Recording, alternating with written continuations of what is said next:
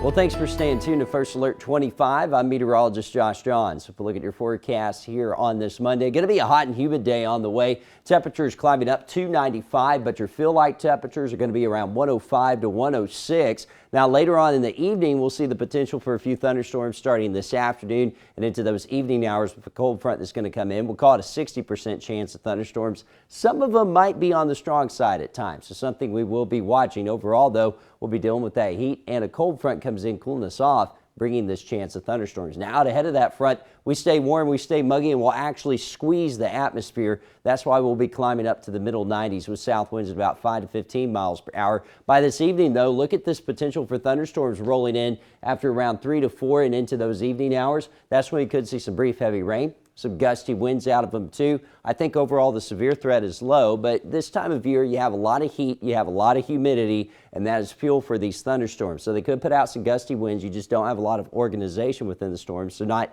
your springtime severe weather storms, but enough that you can't get some gusty winds, some small hail out of them. I think those will clear out as we head into the later parts of the evening. We'll have north winds behind it. That'll bring in drier air for your Tuesday. And once you break into that cloud cover, we may pull into the 80s coming up on your Tuesday. It's going to be a cooler day with a nice little cool down. But again, out ahead of that front, hot and humid. By the time we head towards lunchtime, we're talking about temperatures that are going to be closer to 90 degrees. Then in the afternoon, close to 95. Keep in mind, though, that humidity is going to be high. So we'll be feeling like we're in the triple digits, if not above 105. Look at what happens tomorrow, though. We wake up in the 60s. We're talking about 80s in the afternoon, going to be much more nicer with dry air in place. That means the 80s will feel like the 80s, but the heat returns heading on to the end of the week, on into the weekend and the new week. Some 20% chances coming in there. That's a look at your forecast. Have a great rest of your day.